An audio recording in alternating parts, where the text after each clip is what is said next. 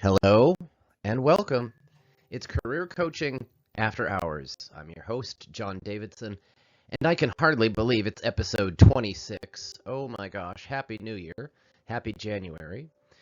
So, this episode I'm very excited to kick off because, as many of you know, I love events, and I actually did a big post on LinkedIn and socials about getting Q1 in January, the beginning of the new year, rocking and rolling by getting your calendar fired up and looking at different types of events. So I'm going to dive into a few of my favorite resources. You might have seen these before, but I'll dive in here a little bit and talk about even some of my experience getting my calendar for 2026 fired up. So thank you for joining me. I appreciate it.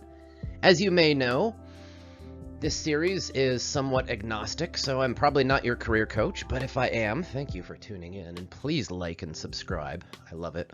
But in a way, I do these episodes partly for myself, so it's a little bit of self-interested activity here where I kind of bounce ideas off of myself, or I dive into topics where I talk to clients about it, and then I want to do kind of a general objective deep dive.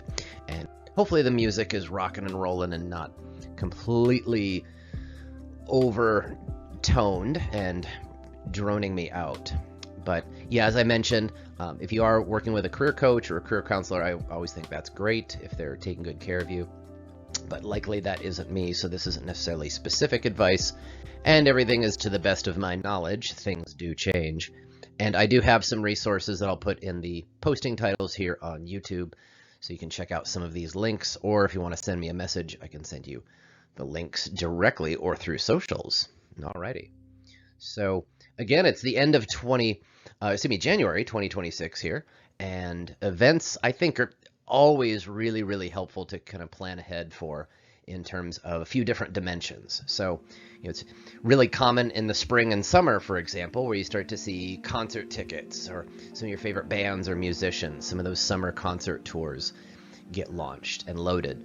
So I'm kind of applying some of that same methodology, though, to your career and some of your personal interests. As in, I'm going to line out some of my favorite places to check for a range of different events, so hopefully you don't get caught off guard, whether it's your favorite band or a job fair or a convention.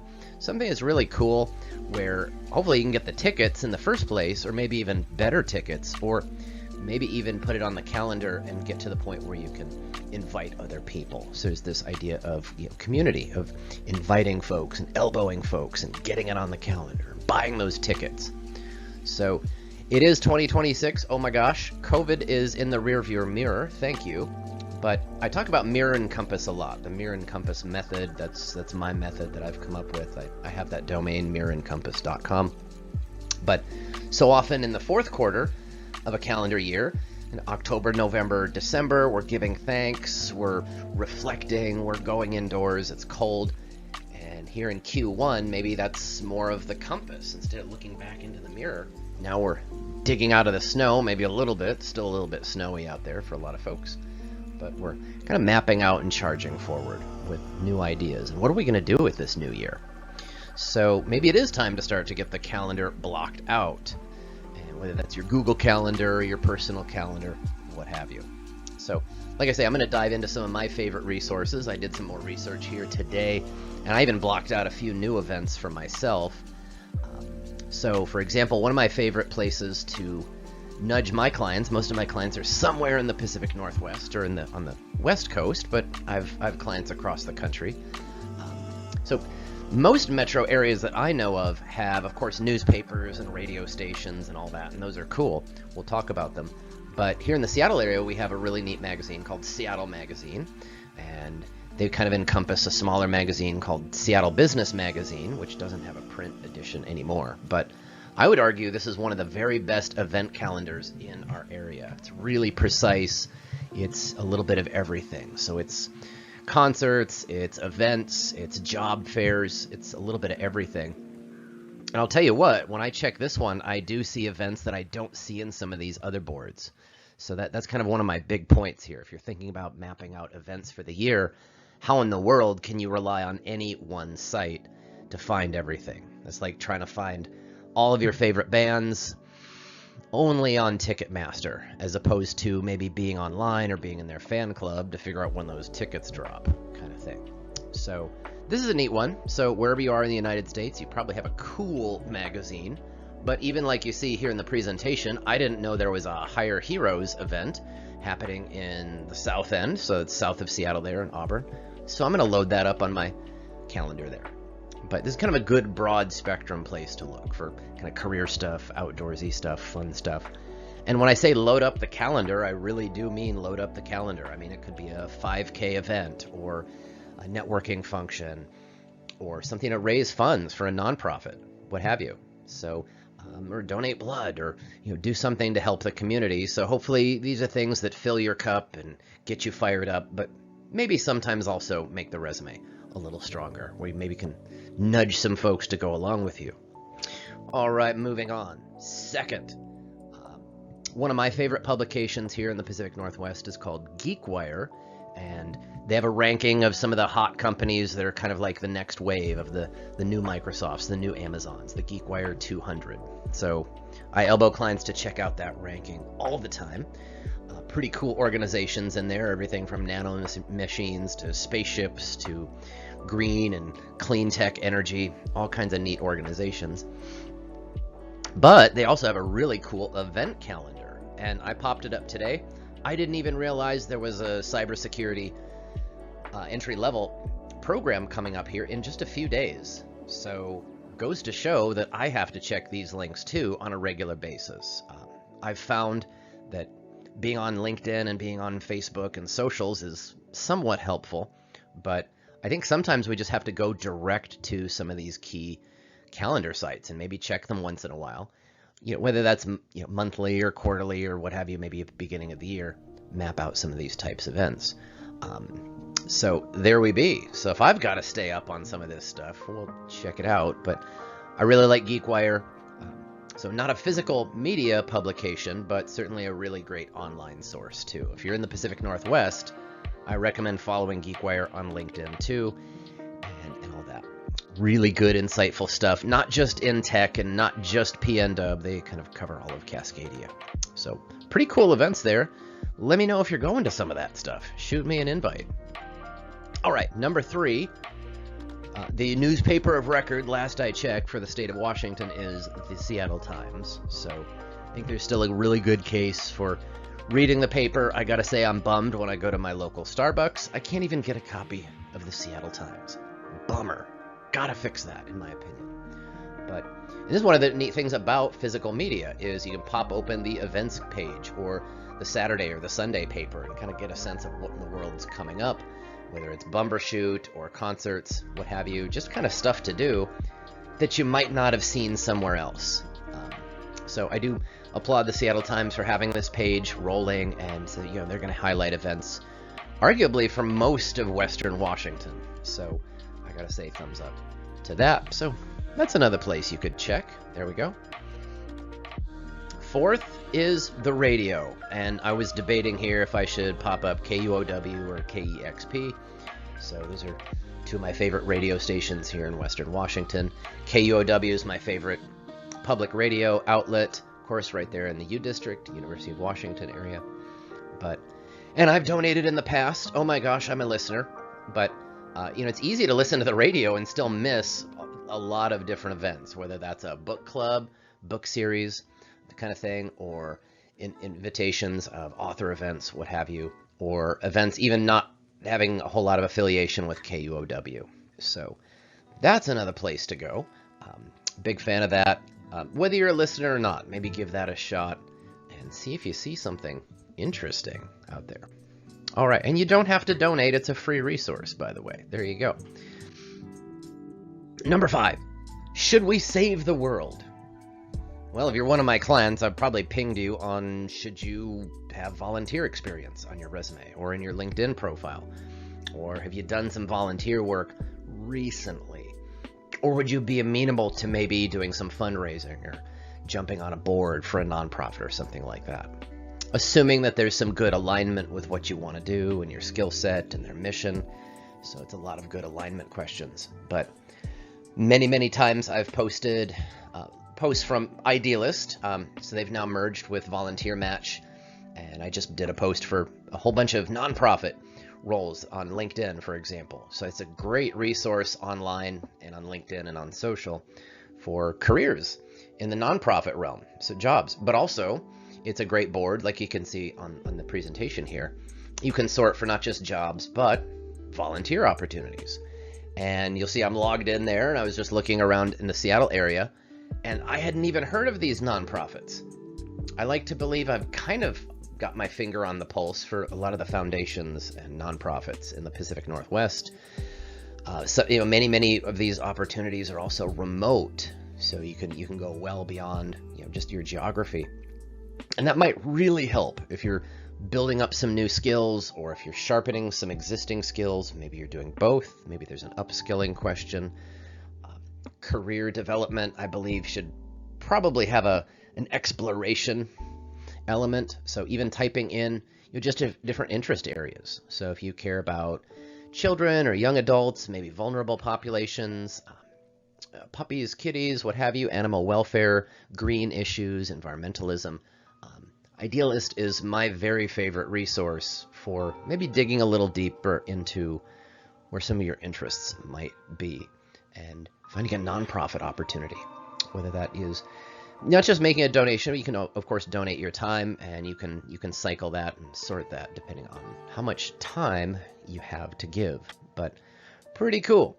Some of my favorites directly too, you've seen me post like the Urban League, Earth Core here in the Seattle area is one of my favorites. I've posted that link there. We can go right on their calendar, find an event, sign up. They make it really, really easy. But Idealist is definitely broad spectrum. But that's kind of an interesting question to ask, maybe here at the beginning of the year. What fills your cup? What gets you fired up? But maybe something that also boosts the resume. Maybe you can get both. All right. Now, another dimension to this is sometimes what I call kind of the secret startup stuff, or the accelerators, or the kind of quote-unquote secret networking meetings that maybe don't get a lot of press in the mainstream media. So there's an organization called New Tech Northwest, and they've done career fairs and different events over the years. But some of the guests and topics I think are really exciting as far as some of the meetups. And we could make a really good argument maybe that your net worth is your network, or that your network is your net worth. I've heard it said both ways. But this idea of maybe going even beyond author events or book clubs, and maybe hobnobbing with not just tech executives, but folks who are talking about AI and nanomachines and different avenues of development here, like here in Western Washington, Seattle area, we've got a massive aerospace culture and development ecosystem here. So it's kind of like, well, yeah, what's Blue Origin doing? Not just Amazon and Microsoft, but what are some of the drone startups doing here in our area? And what about some of the hiring we see in the Pacific Northwest for companies like Anduril or Apple or Google that aren't officially headquartered here, but they definitely have their own kind of mini enclaves, or tech companies like Duolingo, one of my favorite tech companies. Some of these events are really designed to be kind of broad spectrum, where it's not just a whole lot of Amazon or Microsoft employees. It's folks talking about new directions of tech, whether that's aerospace or clean tech energy, what have you, fusion energy. There's a lot going on in the Pacific Northwest besides software, right? Tech broadly is a really broad theme. So pretty cool events there. So I'm going to put in a slight pitch for them.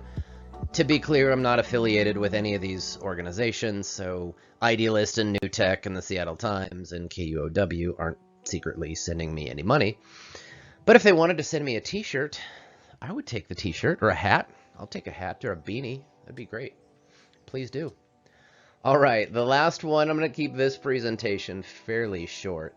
I've written on this so many times, but and also I'm trying to take my own advice here too. So hopefully that's pretty clear. Like literally, I checked all of these today to see if there's some neat events here in Q1.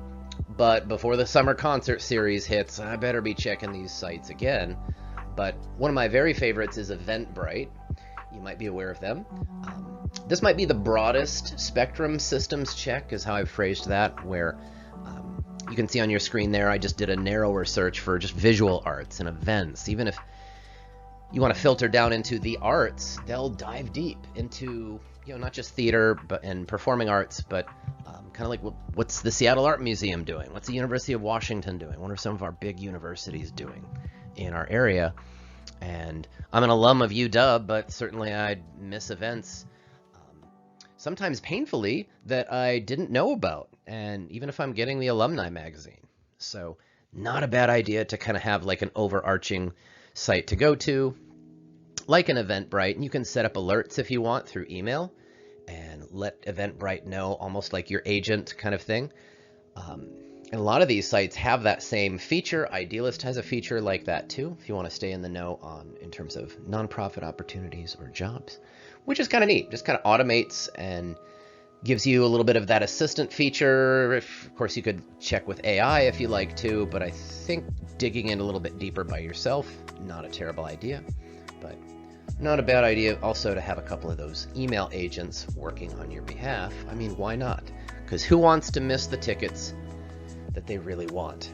And if you have tickets to Les Mis later this year here in the Seattle area, oh my gosh, invite me. Those things are almost totally sold out. Oh my gosh, help me out, please. So definitely send me tickets, send me invites. And that was one of my points here in one of my last posts here on LinkedIn and Medium, is kind of think of the power of when you turbocharge your calendar for the year and you start to map out events and of any kind, whether that's career development or fundraisers, volunteer events. It could be a 5K, could be something in your local community. Maybe it's more in the kind of broader context of your region, what have you. And once you put it on that calendar, that's pretty powerful. It's now written. There's a bit of a touchstone there. And once you've registered, you've clicked that register button, or you've clicked that buy the tickets button, hopefully at a discount, at a pre-sale kind of level. Or maybe you buy 2 tickets, maybe you buy 4 tickets, to nudge yourself, to remind yourself and your calendar, maybe I should invite someone, or maybe I should try to make some plans with folks. So you can make a really good argument that networking goes well beyond career development. There's a social aspect. We could argue that we're very, very social creatures, us humans.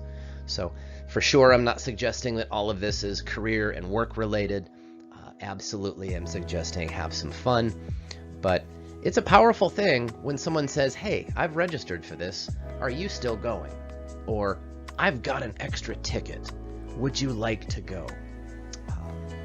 So that's very powerful. I've been in both of those situations where we kind of gently elbow or nudge someone to go with us, or we're delightfully surprised when someone invites us and they've got that extra ticket and you got out and did something. Maybe, of course, a lot of benefits to that. So I hope this presentation was interesting or entertaining. And again, if you've got really cool tickets, you want to invite me to something, do so. I do drink a lot of my own Kool-Aid, so if you ask me, do I use Google Calendar to map out my events, I'd say yes. Is it color-coded? I also say yes to that. So again, thank you for joining me. I try to keep this one brief, light, entertaining, but as usual, feel free to fire off some ideas in the comments. Am I on target? Am I off base? Have I gone bananas? It's quite possible. But if you'd like to reach out directly, feel free. It's John, it's my first name, at olympicresume.com, or some of my different websites there. Feel free to check those out. As usual, we've got some great music, hopefully nice and calm, and those are the credits there for you. And thank you for watching. I'll take a like, I'll take a subscribe, I'll take a comment. Whatever you want to give me is very much appreciated. So take care. And in the comments, hey, if you checked out some of those sites, you found them useful, or if you're signed up for something, fantastic. Let folks know. Protect your privacy, of course. And I'll see you in the next episode. All right. Take care, everyone. Have a good one. Bye-bye.